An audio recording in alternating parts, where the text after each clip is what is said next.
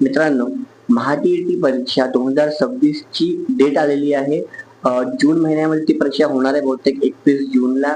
तर त्या परीक्षेच्या प्रिपरेशनसाठी आपण रोज एक व्हिडिओमध्ये काही गणितांचे प्रश्न सोडवत आहोत आणि हे प्रश्न मागील पेपरमध्ये आलेले प्रश्न आहेत, जेणेकरून तुमचा गणित या विषयाचा जो सराव आहे तो होईल. महाटीईटी 2025 मधील कमीत कमी 5 ते 6 प्रश्न आपण आधी सोडवलेत आणि आज आपण 3 प्रश्न घेणार आहोत. 91, 92 आणि 93 क्रमाने 3 प्रश्न घेणार आहोत. तुम्हाला असेच जर महाटीईटी किंवा सीटीईटी एक्झामसाठी गणिताचे प्रिपरेशन करायचं असेल तर आपल्या चॅनलवर तुम्हाला खूप सारे असे व्हिडिओ मिळतील ज्यामध्ये मॅथ्स आपण कव्हर केलेलं आहे. तर त्यामुळे तुम्ही चॅनलला सबस्क्राईब करू शकता. तुम्हाला महाटीईटी आणि सीटीईटी गणित या विषयासाठी संपूर्ण मार्गदर्शन आपल्याकडून मिळेल. आज आपण 3 प्रश्न घेतले. त्यातला पहिला प्रश्न बघा.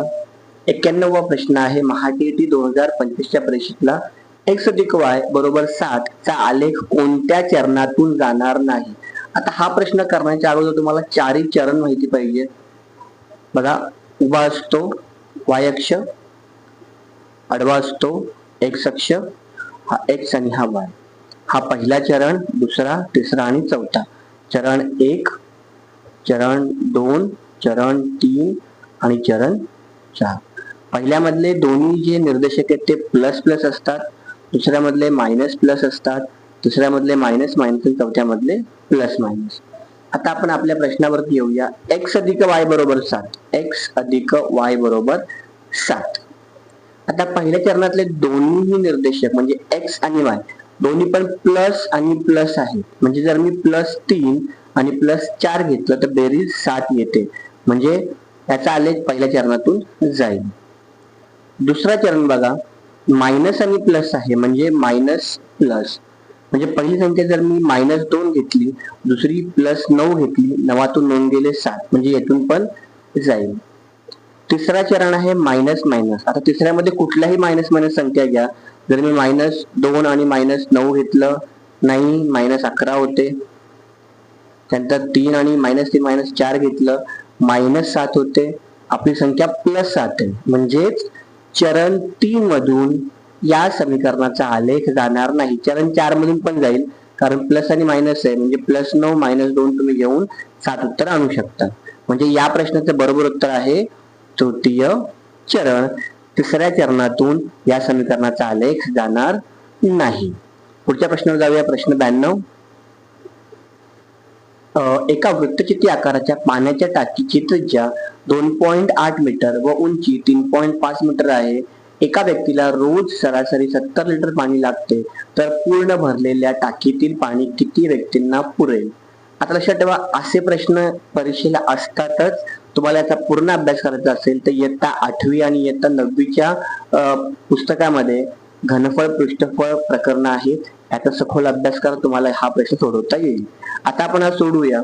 एका वृत्तचित्र आकाराच्या पाण्याच्या टाकीची त्रिज्या 2.8 मीटर आहे. म्हणजे त्रिज्या r 2.8 मीटर, उंची h 3.5 मीटर आणि एका व्यक्तीला लागणारे पाणी किती 70. ते आपण नंतर वापरूया.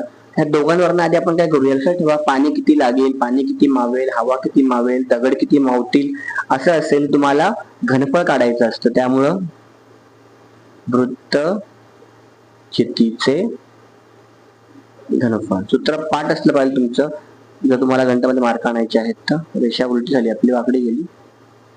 सूत्र आहे पाय r वर्ग h. पायची किंमत 22/60 घ्या, त्यांनी सांगितलंय. r आपला 2.8 आहे, मग तुम्ही 2 वेळा लिहिणार आणि h आपला 3.5 आहे. ठीक आहे. तुम्ही 7ने तिघांपैकी कुणाला आपण भाग लावू शकता, प्रत्येकाला भाग जातोय. मग आपण काय करूया, 3.5 ला भाग लावूया. 7 × 7, 7 × 5 = 35, 0.5. म्हणजे आपल्याला उरणार आहे 22 गुणिले 2.8. जर मी या दोघांचा गुणाकार केला तर उत्तर येतं 1.4. बघा, 0.5 म्हणजे अर्ध आहे. मग अर्ध्यासोबत जर गुणाकार केला तर याचा अर्ध होणार आहे 1.4. तर इथं पुढे मी गुणाकार करत बसत नाही. हे झालं आपलं वृत्तचित्राचं घनफळ. आता आपल्याला काय विचारलंय की पूर्ण भरलेल्या टाकीतील पाणी किती व्यक्तींना पुरेल. सोपं आहे. तुम्हाला व्यक्तींची संख्या काढायची. सोपं आहे. तुम्हाला घनफळ भागिले एक व्यक्तीसाठी पाणी, एक व्यक्तीचे पाणी हे घ्यावे लागणार आहे. आता दुसरी गोष्ट, आपलं घनफळ जे आलंय ते मीटर घन मध्ये किंवा घनमीटर मध्ये आलंय. ठीक आहे, म्हणजे वृत्त चितीचे घनफळ आपलं जे आलेलं आहे 22 गुणिले 2.8 गुणिले 1.4 मीटरचा घन, आणि एका व्यक्तीचे पाणी लिटर मध्ये दिलंय, त्यामुळे याला मला लिटर करायचं असेल तर खूप सोपं आहे. फक्त 22 गुणिले 2.8 गुणिले 1.4 गुणिले 1000 करून टाका आणि मग हे काय होणार आहे, लिटर होणार आहे. आता घनफळ लिटर मध्ये मिळालं. आता सूत्राचा पुन्हा वापर करूया. मग व्यक्तींची मला संख्या काढायची आहे. घनफळ किती आहे, 22 गुणिले 2.8 गुणिले 1.4 गुणिले 1000, आणि व्यक्ती किती आहेत, 70 आहेत, भागिले 70. हा शून्य आणि हा शून्य कट करा, 7 ने वर भाग देऊया. 7 एके 7, 7 दुने 14. म्हणजे आपल्याला किती मिळालं, 22, 0.2, 22 दुने 44, एका पॉइंट नंतर एका संख्येनंतर पॉइंट गुणिले हे 2.8 गुणिले 100. आता मी या दोघांचा गुणाकार करतो. 28 गुणिले 44, 4 8 32, 4 दुने 8, 9 10 11. पुन्हा ही संख्या रिपीट होईल कारण 44 आहेत. 2 3 2 1. आपल्याला किती मिळालं, 2 12 32. पॉइंट बघा किती आहेत, 1 2, म्हणजे दोन संख्येनंतर पॉइंट लागेल. 12.32 गुणिले 100, आणि गुणिले 100 केलं की पॉइंट दोन संख्या मागे जाईल परत, म्हणजे 12 32. व्यक्ती ची संख्या आपल्याला मिळेल. तर हा आपला ऑप्शन कुठला आहे बघूया. तो ऑप्शन 4 हा आहे. त्यामुळे ऑप्शन 4 बरोबर आहे. बघा सोपं आहे. तुम्हाला काय करायचंय, घनफळ काढायचंय, पूर्ण गुणाकार करत बसू नका कारण पुढे भागाकार करायचंय. त्यानंतर त्याला लिटर मध्ये कन्वर्ट करायचं, 1000 ने गुणलेलं आहे, सूत्र वापरायचंय. लक्षात ठेवायचं, संख्या काढायची असेल तर संपूर्ण घनफळ किंवा संपूर्ण पृष्ठफळ भागिले एक व्यक्ती. तेच आपण केलं, संपूर्ण घनफळ भागिले एक व्यक्ती कॅल्क्युलेशन केलं, उत्तर आपल्याला प्रॉपर आलेलं आहे. जाऊया तिसऱ्या प्रश्नावरती. प्रश्न क्रमांक 93. बघा 93वा प्रश्न काय म्हटलंय, 100 संख्यांची सरासरी 40 आहे. जर त्यापैकी एक संख्या 30 आहे, 30 ऐवजी आपण 70 घेतली तर संख्या तशाच ठेवल्या तर सरासरी किती आहे. ऑप्शन आहेत 41, 40.5, 40.3 आणि 40.4. बघा सोपं आहे. तुम्हाला सरासरी सूत्र माहिती पाहिजे. सरासरी बरोबर प्राप्तांकांची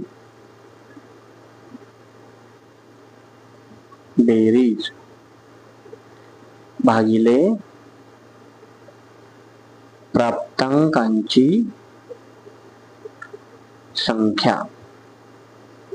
ठीक आहे, आता आपली सरासरी दिली आपल्याला. सरासरी किती आहे, 40 आहे. प्राप्तांकांची बेरीज आपल्याला माहिती नाही. मग प्राप्तांकांची बेरीज भागिले संख्या आपल्याला माहिती आहे 100. 100 इकडे गुणले होतात आणि म्हणून प्राप्तांकांची बेरीज आपली किती येते, 4000. 4000 कसे आले, 40 गुणिले 100, 4000. बेरीज 4000 आहे.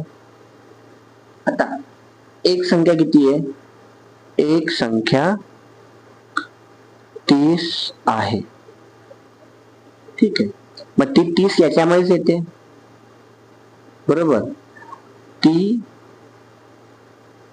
काढून 70 ठेवली तर काय होईल की बेरीज हीच वाढेल.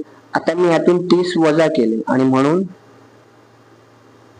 नवीन बेरीज आपली काय आली पाहिजे. तर आपली 4000 बेरीज होती, त्यातनं आपण 30 काढले आणि 70 घातले बरोबर. मग 70 ठेवली, मग 70 म्हणून 30 गेले 40, म्हणजे 40 ने संख्या वाढते. 4040 आपले काय येणार आहे, नवीन बेरीज येणार आहे. पुन्हा बघा, आता आपल्याला काढायचंय सरासरी. प्राप्तांकांची बेरीज आहे 4040. संख्या तीच असेल ना 100, संख्या बदलणार नाहीये कारण एक काढली दुसरी टाकली. हा शून्य गेला, हा शून्य गेला, म्हणजे 404.10 म्हणजे 40.4. नवीन सरासरी आपली काय येणार आहे, 40.4. 4 अशा प्रकारे आपण हे गणित सोडवलं. बघा मी 3 गणिते घेतले, तिन्ही वेगवेगळ्या टाईपचे गणित आहेत, पण तिन्ही सोपे होते. जर तुम्ही याची प्रॅक्टिस केली आणि हे गणित परीक्षेला आले किंवा असे गणित आले, तुम्हाला याचे पूर्ण गुण मिळू शकतात. तुम्हाला हे गणित आवडले असतील तर तुम्ही आपल्या चॅनलला सबस्क्राईब करा आणि कमेंट करा काय विचारायचं असेल तर, आणि व्हिडिओला लाईक करा. भेटूया पुढच्या व्हिडिओमध्ये.